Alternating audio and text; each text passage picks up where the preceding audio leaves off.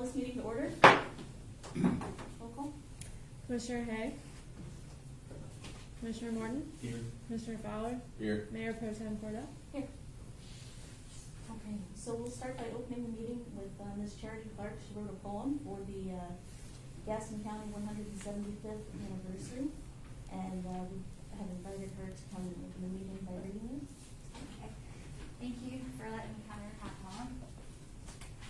The place that holds my dearest memories. My mom told me time and time again, I walked into church that morning and God told me it was him.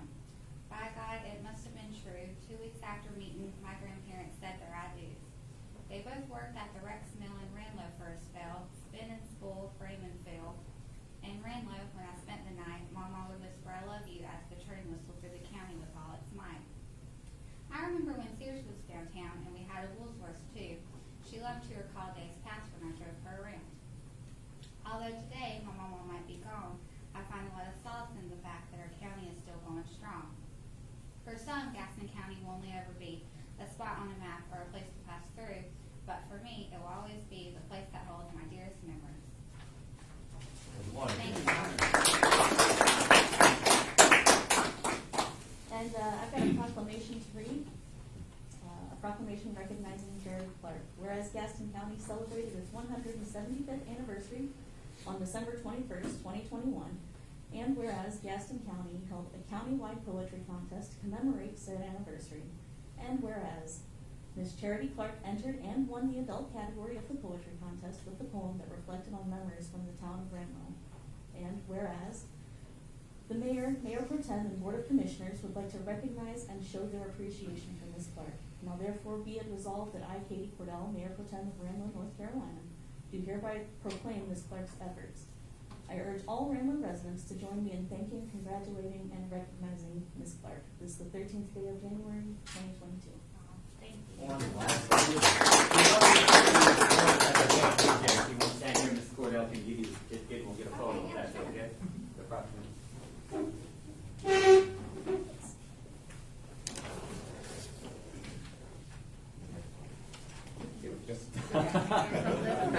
If you want to stand right here, Sharon, we'll get a picture with everyone in the back. Okay.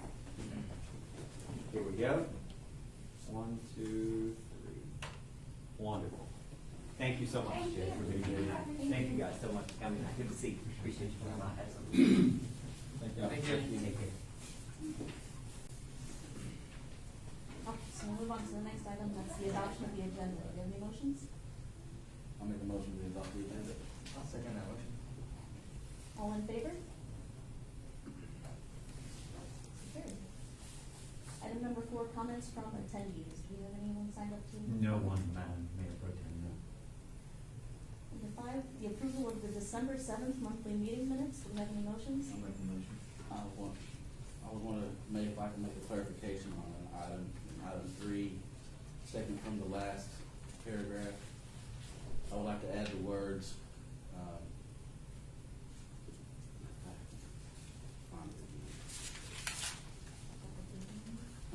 you have to change the word. I want to add 3 words to make it read clearer, and I don't know where the paper went. Here, thank you.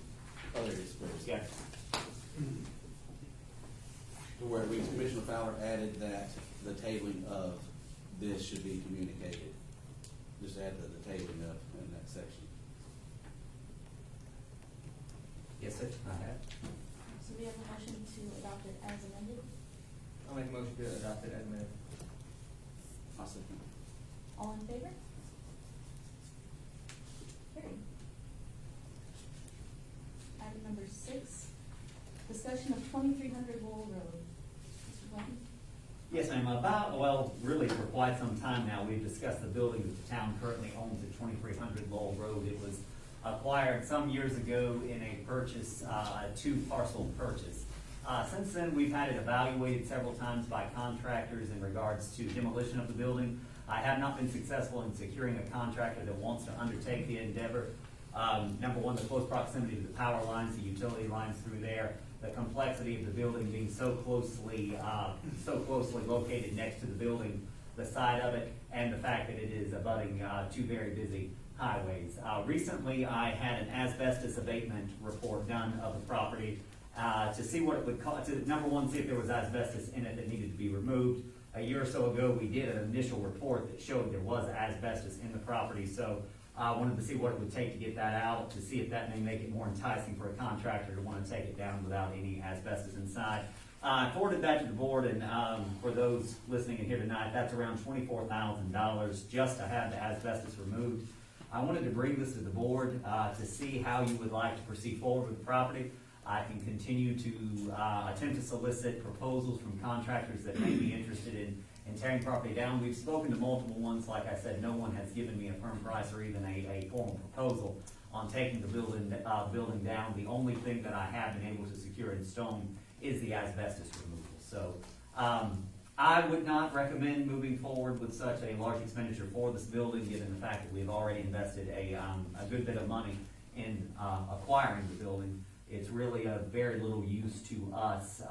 I know conversations that we've had with DOT is that if and when the North Carolina Department of Transportation decides they do want to extend Spencer Mountain Road, it would be on the opposite side of the road where the former railroad right-of-way runs on the opposite side of Spencer Mountain Road. So I wanted to bring this back to the board to see how you guys would like to move forward with the project. I'm glad to defer to your wishes, but it is something that we have been talking about for quite some time and wanted to kind of gauge your interest and see where you all were in regards to the property. I believe we talked about this about a year ago, Yes, ma'am. and, at that point, I was in favor of selling the property and getting it back on the tax books, and I'm still in favor of doing that. What was the purpose it was originally bought for?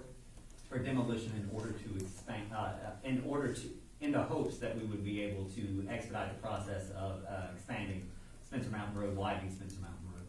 The DOT doesn't even.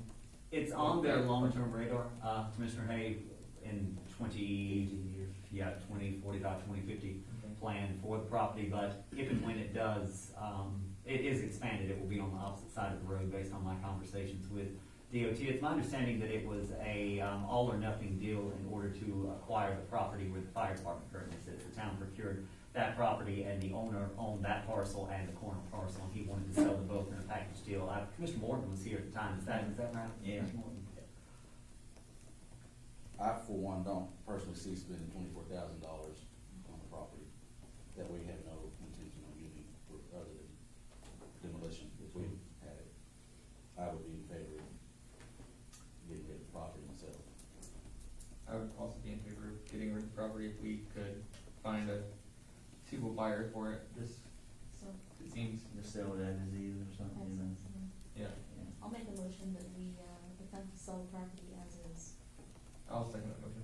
If I may, can we, how about we solicit bids on the property? We'll put that we are advertising for sealed bids of the property. I can bring those bids back to the board either at the February or March meeting, depending on how long we want to keep it on the market or how long we want to advertise that we're soliciting bids, I guess, depending on what the interest is and how many we get. So, if I may we amend the motion to just approve to put the building out to solicit bids, bring it back to the board. That way we can see where the interest of the market is with the, Yes. with the. Make a motion to accept that amendment. All in favor? Motion's carried. Item number 7, discussion of a revised livestock ordinance. Mr. White? Absolutely, Madam Mayor Pro Tem. Last month, we had a resident attend in regards to chickens that she had. There had been some neighbors launched from the, some complaints launched from the neighbors that was relating to the chickens. At that time, we agreed that we would look at the possibility of a revised livestock ordinance. Since then, I forwarded the board some information in regards to how other municipalities in North Carolina handle the issue of livestock. I believe there's around 26 or 27 municipalities that do allow them. I do appreciate the city of Burlington providing that information for me to share with the board.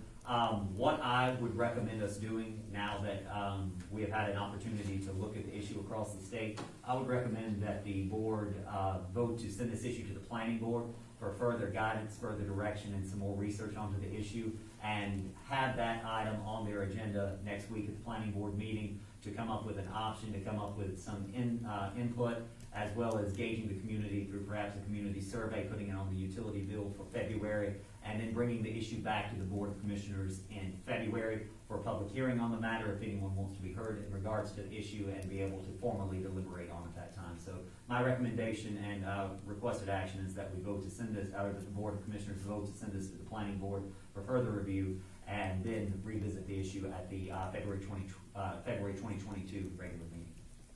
Do we have any discussion or motions? I'd like to make that motion. Okay. I'll second that motion. All in favor? Motion carried. Item number 8, introduction and report from Alliance Code Enforcement.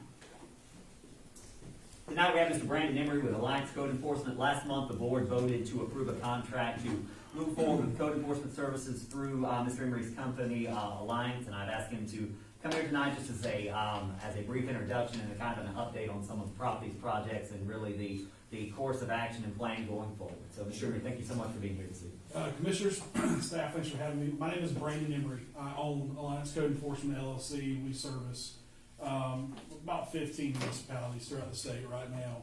I do town planning for about 4 of those towns as well. So we are well versed in this field of what we do. We started here on the 16th of December. So counting today, we've been here for 5 weeks, and that sounds great. What that equals out to is we've worked about 5 days. In those 5 days of work, we have opened up 27 cases. There is significant progress with a lot of those properties already. I think, if you drive around Central Avenue, some of the other areas, you'll see some significant progress being made on some properties that have had some issues for a while. Our primary goal in being here in focus is to hit the stuff that everybody sees, initially. We've gotten some complaints in. What we do when we get those complaints is we'll inspect those complaints, but we're also going to inspect the entire street that we're on while we're down there. Our goal is to treat everybody the same, and just because you happen to be a lucky property to get complained on and your next door neighbor was not, if they have violations, we're going to put in violation as well. Our focus has been on obviously trying to find the right motivation to get everybody to go ahead and start working. A lot of times that's just accountability, making ourselves available to communicate with them. I give everybody my cell phone, my email address. I've texted back and forth. I've talked to, I've called, I've been called. We've talked quite a bit with several property owners thus far, and I think that's one of the reasons why we've had the progress that we've had so far. When you break down, that equals out to about 5.4 cases a week that we've opened up. So that's pretty significant. That's a lot to do and maintain. The cases that we've dealt with have been minimum housing, junk piles, or open storage. There's a lot of open storage in town. A lot of people use the backyards or side yards as just a storage facility. A lot of junk vehicles. Typically, we run 3 types of vehicles. It's abandoned vehicle, junk vehicle, nuisance vehicle. Nuisance vehicle is probably the broadest brush. That's one of those things that, the vehicle may run, it's been sitting there for an extended period of time. A lot of times those are the ones that you see that have a very strong coating of dirt and grime on them. Sometimes they're used as storage. You'll see weeds growing up around the tires. The tires are usually flat. There's a lot of those vehicles here. A lot of vehicles in town that don't have any license plates on them, that haven't been registered for sometimes months, sometimes years. So we're trying to get all that policed up and get it taken care of. To add kind of what our goals are, our goals are to try to get everything cleaned up as best as we can and get it to a point where it just becomes maintenance. Just like law enforcement, code enforcement, one of the things that doesn't go away. You're going to continuously have it. What we're trying to do is educate as well. There's a lot of people that we've had conversations with that didn't realize that, that they had to do something or that they had to follow a certain protocol. So we want to make sure that we educate everybody that we're dealing with. And then we try to encourage community to get together and help neighbors helping neighbors. So we've had several cases thus far where neighbors were friendly with each other. They were both in violation. I had a conversation with both of them, and now the neighbors are helping each other get things taken care of. And we've seen vehicles removed. We've seen a lot of junk been removed thus far, and so it's very encouraging, especially the fact that we've crossed Christmas and New Year's during this time frame. A lot of people will use any excuse they can to not do something, and the fact that we've achieved this much thus far is encouraging for the town. I've not had any bad feedback from anybody. I think a lot of that has to do with how Jonathan has taken it, with announcing that we're here, to look out for. So I did get pulled over a few weeks ago because somebody called in a suspicious vehicle. But the officer was great, and the individual who called has started to clean up the property, so everything is good. It was funny because I didn't introduce myself and told them who I was and what I was there for, but apparently that was still suspicious. But so it's been good. If you all have any questions, I'd love to entertain those. I will say to kind of the topics that you were talking to earlier, when it comes to doing asbestos inspections, demolitions, things like that, I have a ton of contacts. I saw the letterhead on that one that you got, and I can probably find some cheaper than that if that was needed. And then as far as, I'll just give my input while I'm up here on the livestock ordinance and chickens. So every town that we've worked in, if they allow birds, they have issues with those birds. You're going to generate complaints, period. You are going to have complaints from people who want birds that can't have them, but the problem you run into is the containment of those birds. When they run loose, there's no way they won't go in a trap. They won't duck their head to go into a trap. So the only way to get them is to actually, if you can't get them to come back to where they roost that night and kind of get them in a pen and lock up, the only way to really get them is to kill the bird when they're out there. A lot of times if they get out of their pen or they're free roaming, they will go to other properties and usually will cause some form of damage to those properties that they're at. And then when you deal with any other animals, it can bring predators in to the area, coyotes, other dogs, things like that. So all those are things that you'll want to consider. There's a lot of towns who have an ordinance, a very restrictive ordinance, where they allow a certain number of birds, minimum pen size, minimum distance from property lines, and no roosters. Definitely no roosters. That's my recommendation on anything. Never any roosters. But it's got to be well regulated and written as such, so where it's understood. So that's just, I want to give you my 2 cents on that. But again, if you guys have any questions, comments, we try to make ourselves available as much as possible to address anything. Right now, we're here once a week and trying to change it up throughout the week so people don't get used to saying, okay, we're going to see Brandon on this day. So, we'll leave our junk out until such and such day, and then we'll get it cleaned up before then, so we can catch it. But if you have any questions, comments, concerns, I'd love to hear those. Well, I, for one, want to commend what I've seen so far. I noticed improvement the day after you was here, so Good. I know that a lot's to be said about the property owner, but it also says a lot about how you approached them and got that ball rolling, so I want to say thank you for that. So. Thank you, I appreciate it. That's a lot of what we do. I mean, even today, I met with a property owner, and while I was out having a conversation with him, there's a lot to be said of us bending over and picking some stuff up while we're there. Well, if they see us bending over and picking up a piece of trash, they're going to start bending over and picking up a piece of trash. So there's been multiple houses that we've been at where after we've met and talked with them while we were out on property, they went ahead and started working on it. And it's continued after we left. So I think hopefully we can continue that progress. I think we'll be able to push some of that information you just gave us to our planning board next week for their meeting, because we've deferred at least temporarily, or that decision to them for now.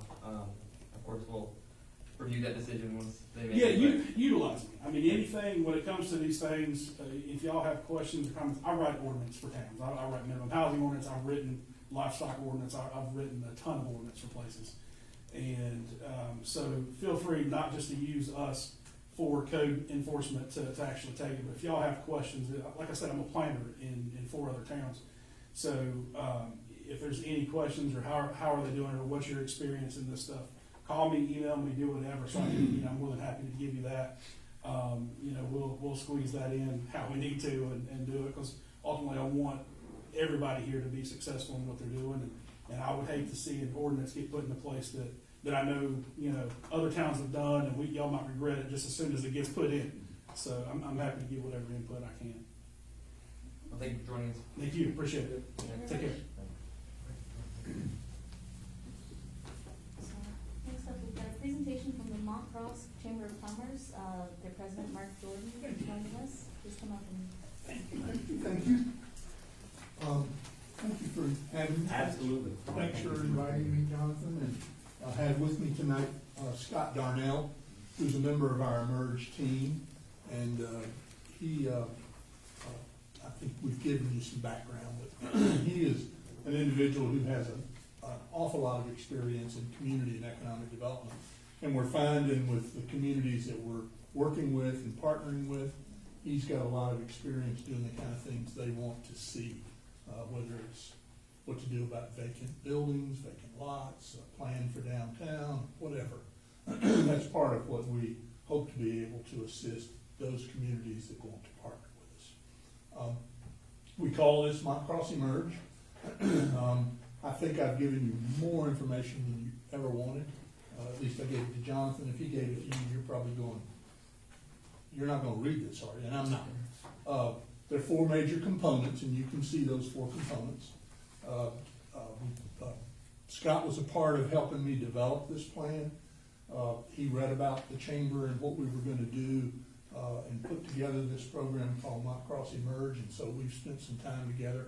And you can see the other team members that have come forward. We've got a super team, but we're not limited to that team. I mean, we're not limited to really anybody. The neat thing is if we were to form a partnership with you, and we sit down and talk about what your priorities are, and of course, we're interested in supporting the small businesses in each of our communities. And the idea is through this, I call it a collaborative. We're not really trying to say, okay, we're gonna come into Ranlo and, well, we're just gonna do everything in the world. Because we know we can't do that, but we're gonna look at the priorities. And where they fit the scope of the plan, we're gonna address them. And then we'll come back and talk about, well, we can do this, and we can do this, but we can't do that. You know, one thing we'll do it on your behalf. When we go out and talk to any small businesses that are in this community that you call your business community, I mean, they are in your business community, you know, like in Cramerton, where the mayor is sending out a letter prior to Scott and any of us going out and interviewing and surveying those businesses. Because we want it to be hi, on behalf of your town, here's what we're doing to support small businesses. And in order to support small businesses, we need to hear from you. We need feedback. We need to know what your concerns are. A lot of them, you know, we talked about this as coming out of COVID. Lord knows it doesn't, I don't know if we're coming out of COVID. I mean, you know, we're just kind of dipping. So a lot of places have been impacted. And so we hope to get to those, but we won't get to all of them. Now, one thing to make clear is you don't have to be a member of our chamber for us to provide business services, consulting, whatever is needed. You know, it's everybody. Because we believe eventually if we end up with businesses that we get to know, they might say one day, hey, what do we need to do to join the chamber? Because we are supported and financed through small businesses primarily. So, but of any of those components, do you have any questions? Or, you know, we've got Dale Baraha with Baraha's company. That's our communications and marketing team. And one of the things we will do for all of the communities we're working with, Dale takes his folks and goes in and freshens or what's the right word? Takes your profile, your community profile, and puts it in today's standards, so to speak. I mean, if it needs updating, he finds out from you what you think are the most important attributes of the town of Ranlo. And then that's what's going to go in that profile. He's doing some aerial, he's got drones working in Belmont so that we can do some aerial things on their page, and he'll do the same thing out here, I'm sure, if you so desire or want to partner. And then we'll also help, you know, my thought is we'll have a landing page, and it will be all about Mont Crossing Merge, and it will have the partnering cities and towns, and you'll be able to link to those cities and towns. So if we're doing if we're sending through social media, one of the areas, I think third area is wealth creation, and it talks about remote workers. You know, if we're getting the word out to folks and there are a lot of them out there that they'll never go back to their office, and they're looking for places that they can live and work, get out of the hustle and bustle, but don't get so far away. And what a great location you have. How close are we to the hustle and bustle? It doesn't take much to get to Panther Stadium. Get to the airport. These are ideal places for remote workers who are sitting somewhere saying, we don't need to be here anymore. We can work from our homes, let's go there. So we'll have, on our landing page, we'll have links to each of our communities that are working with us. And they can go there and say, gee, that looks like a neat place. And we'll be able to track contacts. You know, Dale's people will be able to track every hit we get, but we'll also, of course, pass those along to you. Scott, can you think of anything that I'm? Be happy to answer. Yeah, any questions you all have? We like to start out by, of course, you would if you decide to do this, you would identify your team and who we would work closely with. Generally it's going to obviously be your town manager, but it could be the mayor, it could be a couple of members of commissioners, it could be anybody. But we'll need a point of contact, but we'll want to develop a list of businesses. If we don't have it, we'll turn to you and say, well, if you ask for, who would you list the businesses of Ranlo? We can probably go somewhere and get it, but we want to make sure we're touching folks that you want us to touch. But then we're going to call them together, either on your behalf, or else, like Scott is doing in Cramerton. Lots of times you call folks together, they don't show up. I'm sorry, but they just don't.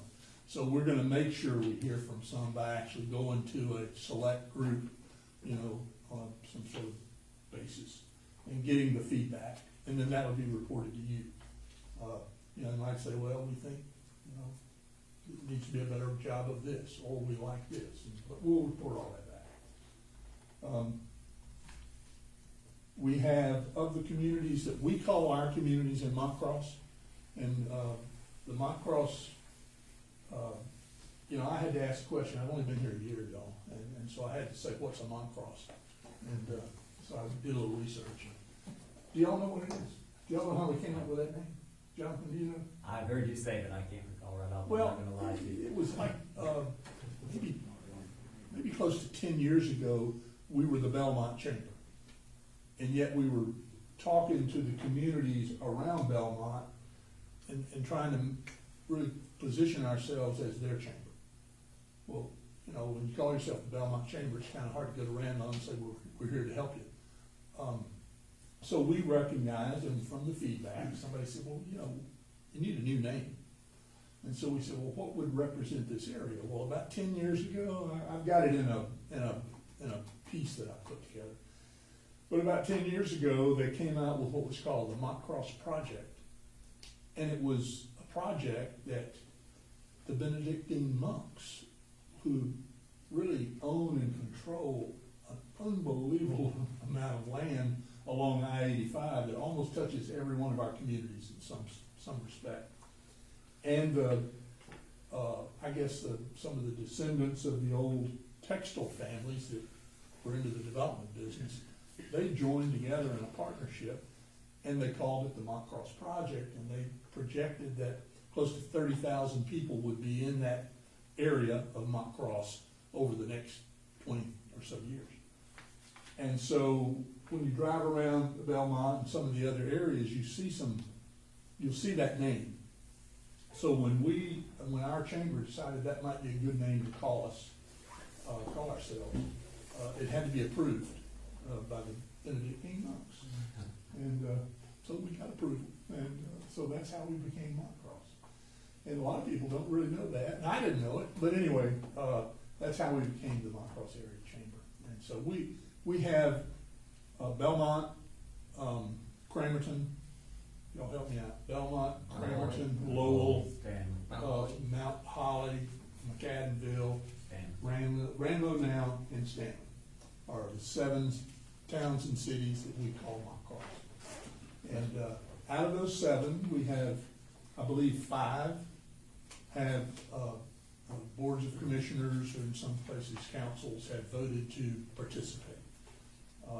Belmont has, Cramerton has, Lowell has, Stanley has, Mount Holly has, but we're still negotiating the details because somebody wants to do it differently, and they're asking us to do some things, and we're being very honest that we're not sure we can do, and that's part of their agreement.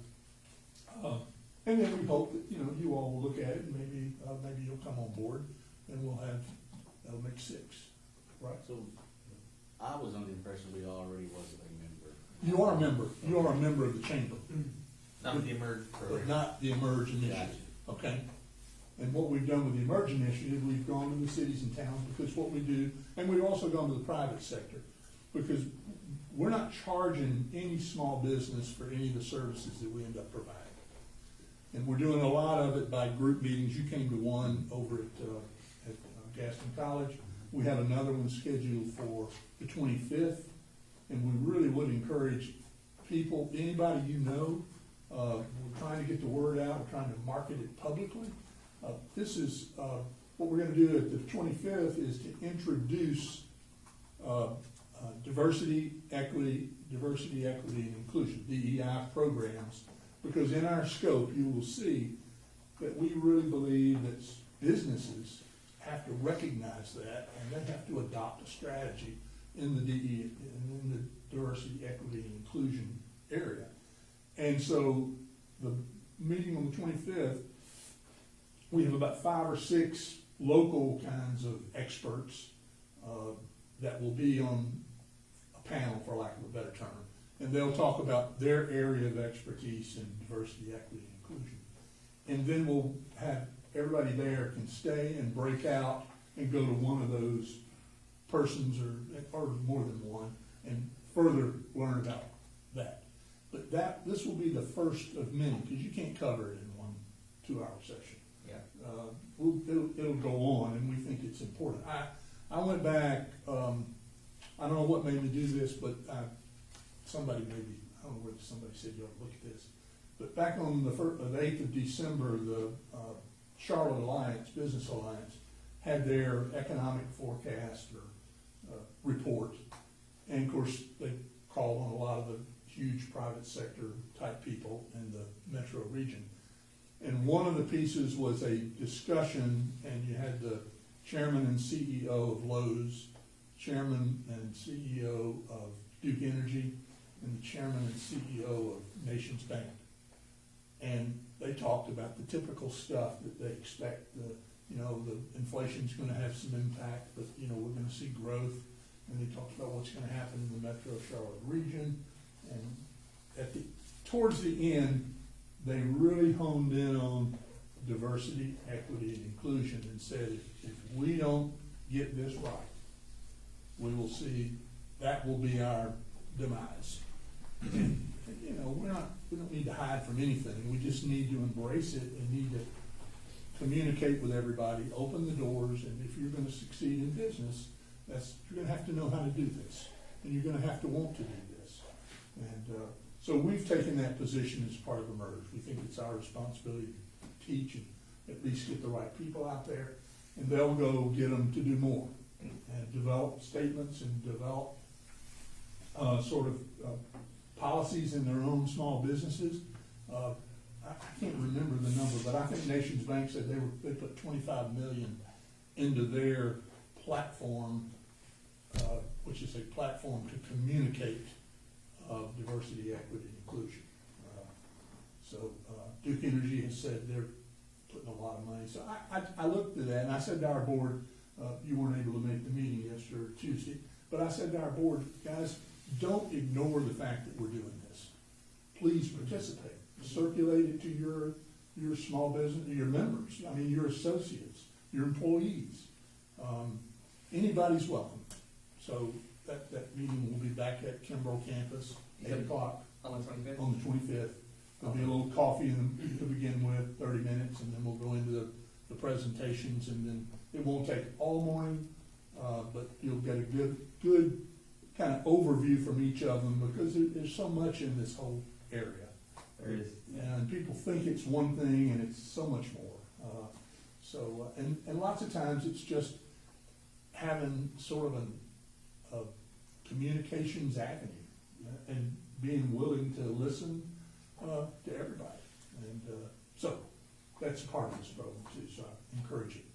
But all those communities, we've gotten, we've really not set any kind of a formula for cost, because what we've encouraged the towns and cities to do is consider this kind of a collaborative where we're gonna put our money together. And, you know, it's gonna be hard for us to say how many businesses, now, we're keeping up with who shows up for meetings and that sort of thing. But there's gonna be more from one community than another, but the fact that we did the meeting, we'll screen it online, people can go back if they didn't get to go, they can look at it. And we'll figure out a way, to somehow, equitably distribute the cost among the communities that are participating. You know, I'm not trying to put out any numbers, don't know if you want me to put out any numbers. I mean, you might say, well, what are they doing? If you want to know what they're doing, it's public. Belmont came in at 20 grand a year. Lowell came in at 10, Cramerton came in at 10. Stanley came in at 5, but they've got 5 more coming.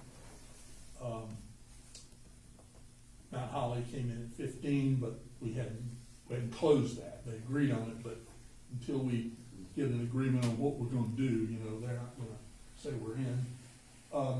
So you sort of have to think about, you know, what's equitable for us. We're not setting any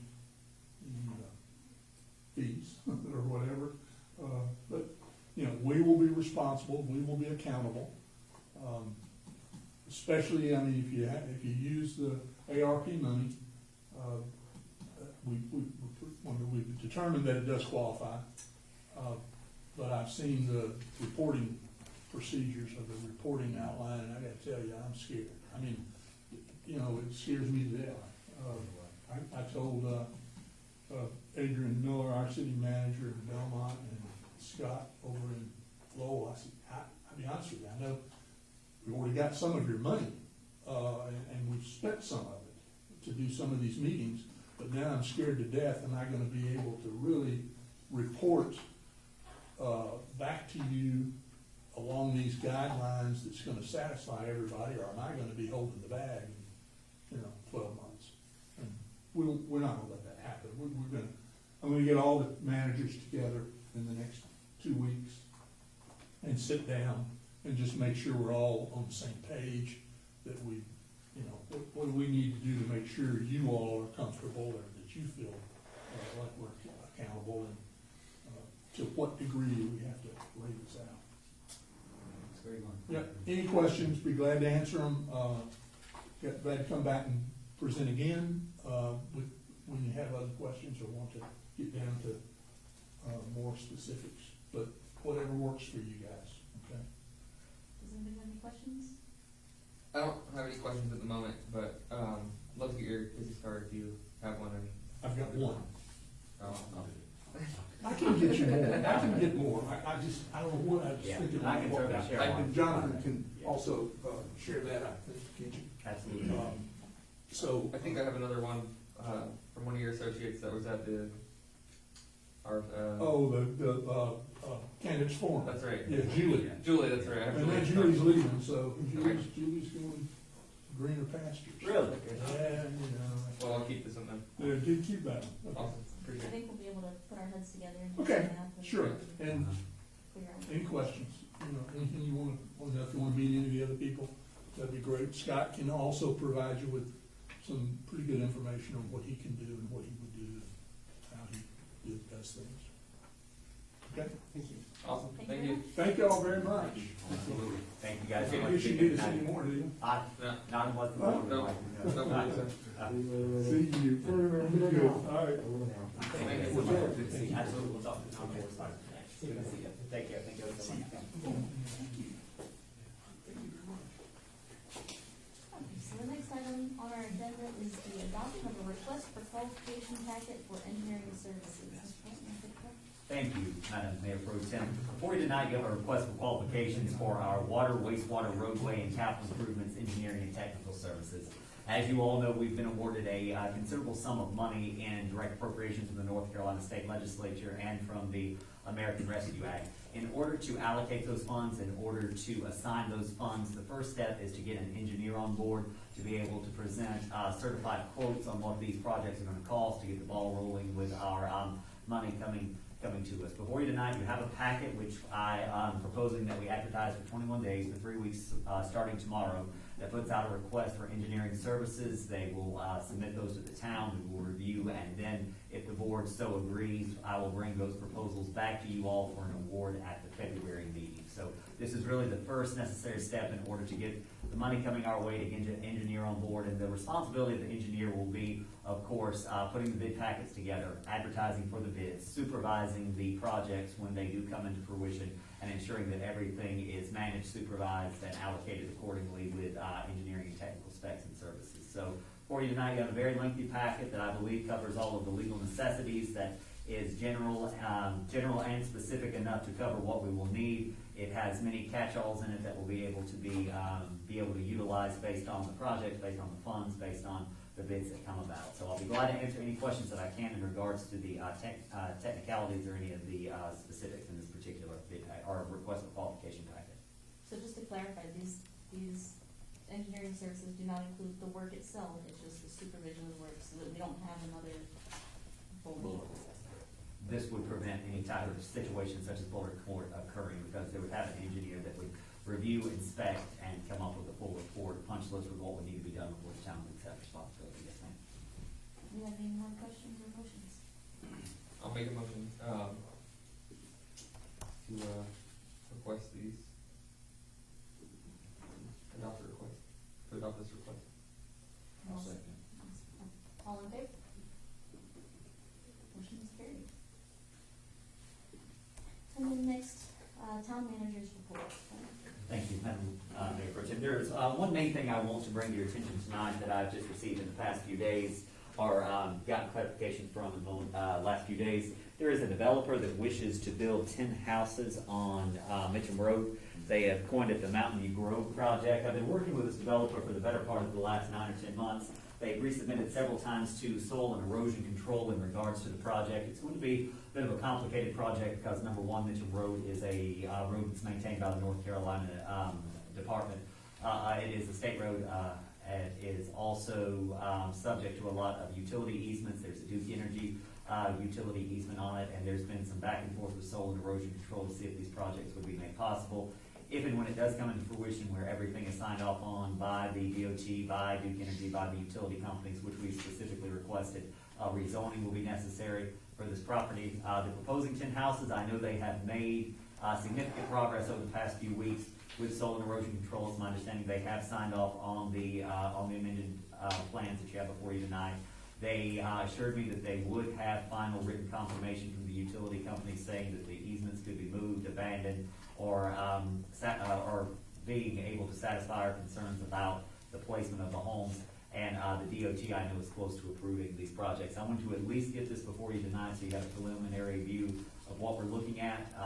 As soon as they satisfy all of the requirements from outside agency, we'll move forward with final review. I've had engineers review these plans for the better part of the past 4 or 5 months. We've sent 20 comments, 20 specific issues that need to be addressed. All of them, except a few, have been addressed. We actually met with our engineer. I spoke with the engineer this morning about the project. Wanted to give you an update on that. It's not finalized. Like I said, it will be contingent on a rezoning because there's 2 different types of zoning through there, and they would need cluster development in order to build these types of houses this close together. As soon as I get final go-ahead, I will let you all know. As soon as they submit a rezoning request, I will let you all know that, of course, have to come to you all for final approval. But I did want to at least share these plans with you that I have and give you a bit of an update on where we are with that as it currently stands. I'm not looking for any action tonight, just as a matter of information that this is a project that likely will be coming down the pipe in the next few months. Okay, can we look at making sure that all of our housing requirements are kind of, all of our zoning, everything is tight enough so that they don't get away with anything? Sure, absolutely. There has been a significant amount of research and due diligence put into this. The county came out, Public Works Director and I, the county, the engineers, we walked the property, looking to see what would be the most feasible way to move forward with this, particularly from a soil and erosion control standpoint. That's an issue that's happened in Jocelyn Drive and numerous other places here in town. So we want to prevent that from happening. We want to make sure if and when the project does come to fruition, it's responsible, and that we have a good plan going forward, a solid application package for the rezoning, and a solid package for planning and zoning to approve. So, we're gonna continue to work diligently. The engineer's been very involved in, assisting, reviewing, and sending back feedback. So, this has been a long time coming. I do believe now that it is close to being in the final stages of, being able to be submitted for a final review. So, I will definitely have more information, likely at the February meeting. The developer is wanting to move quickly on this project. Like I said, it has been going on for some time now, informally, and then it's become more formal here in the last few months. So have that before you tonight. Please take it, review, let me know if you have any questions. I can send out more information as forthcoming. Yes, sir, Mr. Powell. Okay, so from prior issues that we've had in the town, and I know this, on Mitcham Road is a kind of a major artery. I'm seeing on here a 40-foot setback. Is this gonna be enough space allowed for one, priority to be off-street parking, because at that point in the road, there could be no street parking. Yeah. My concern is 40 foot enough, time you put the sidewalk on there, and where they're not parking on the sidewalk, because to Right. me, that is a no-go as well. Right. So I'm just looking at this 54-foot lot with a 40-foot setback is concerning to me. Sure, and I can channel that to the engineer, and I can get a comparative analysis so that we can see exactly what that would look like in comparison to other areas of town. I'll be glad to direct that to the engineer and report back on that particular, and to just compare with our ordinance and our land use plans to see what we can hold the developer to and what is mandated in those ordinances. If we ever have to get to where we have to widen that road, which I'm sure we will, it's Right. gonna get into that setback, I understand, but it might have to eventually get done.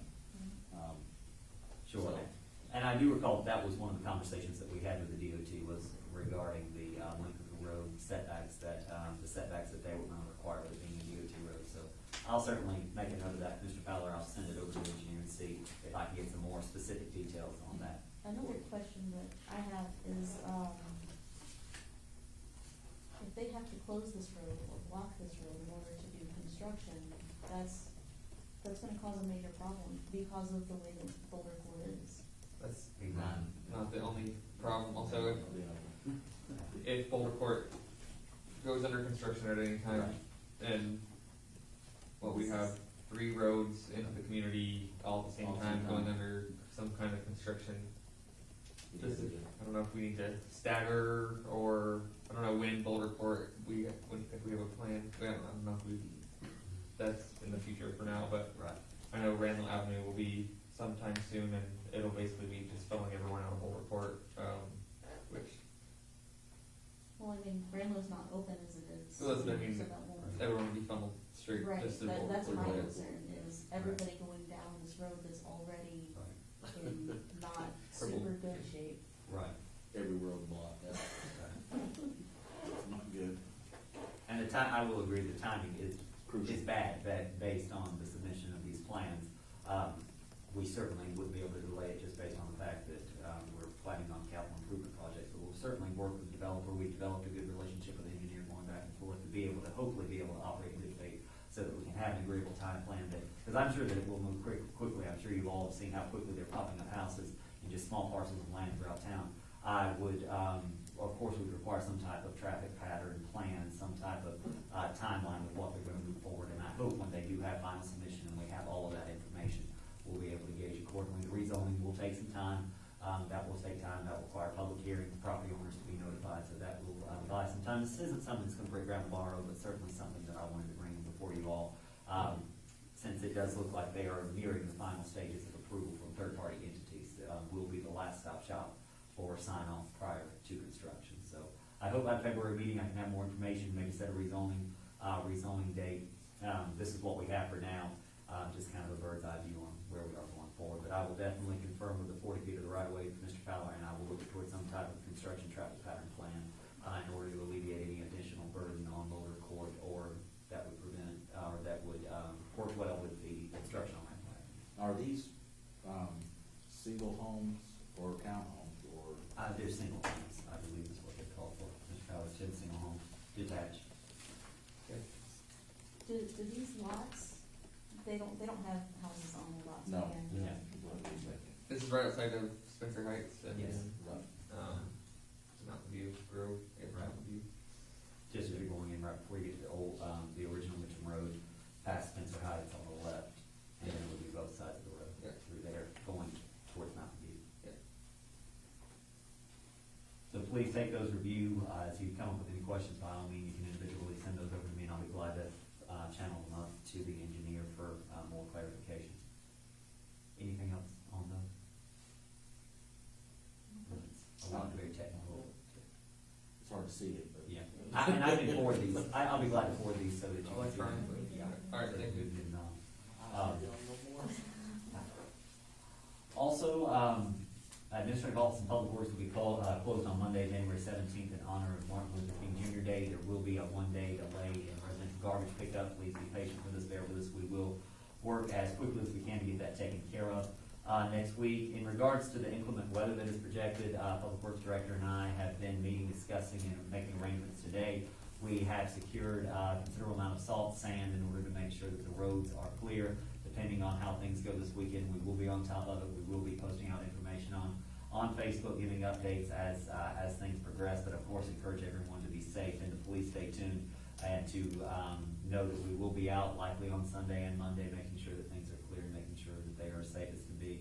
So please stay tuned over the next few days as the situation continues to develop. Also, since we've last met, former Commissioner Locklear and former Commissioner Connor have withdrawn their interest from being on the planning board. We do have 3 alternates, so we do have our organization first meeting next Thursday night.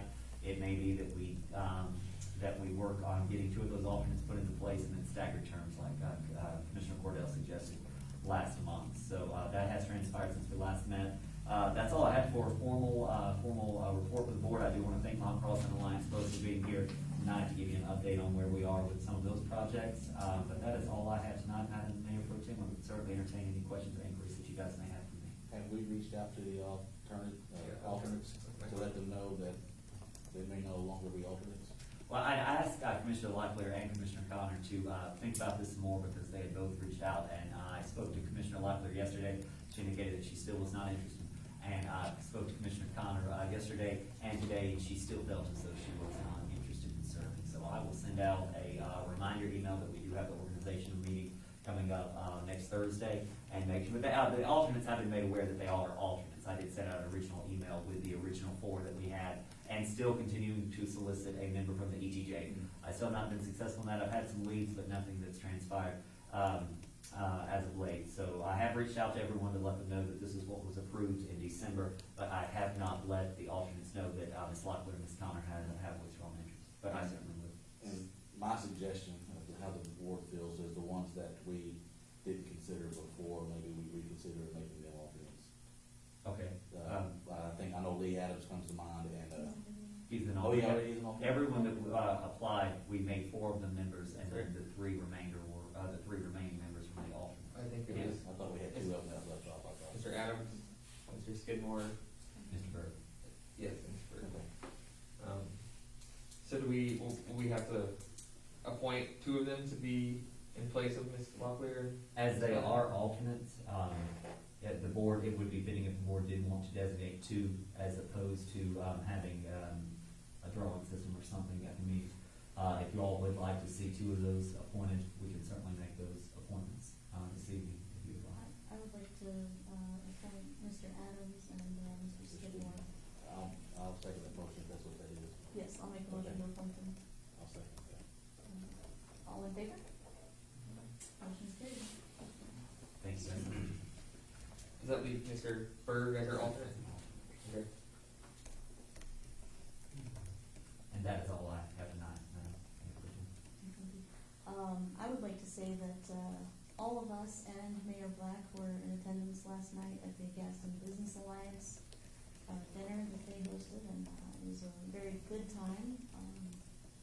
We got some good information and shared with elected officials from all over the county, and so I'd like to thank the Gaston Business Alliance for putting that on and letting us kind of get the ears of other elected officials.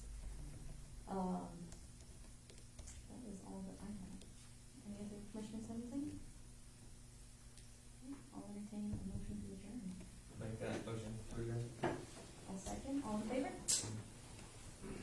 Adjourn. Thank you all so much. I'm going home now. I'm ready to, man. I'll agree with you on that. Have you had homework? Have you homework done tomorrow? I'm going to bed, so if it ain't done by now, it ain't gonna get done. Oh, good job, sir. Very good. So I'm going home. So I get some homework done tomorrow. I'll see you next meeting morning. Yes. Cannot. Yeah, I need that, I'm gonna research that development stuff, that's near my ticket. I need to I think it's better. Yeah, how about you? Yeah. But it is a- Are you supposed to be? All good? Oh, this is mine? Oh, yeah, my kids are too. Yeah, well, I don't I just don't go out. yeah. That's kind of what I was getting at. Yeah, that's what I was trying to see. I need to really look at Good right now. and make sure that That's it. Good night. Have a good night, Matthew. Good night, Matthew. Good night, Maeve. I'll see you next week. Thanks for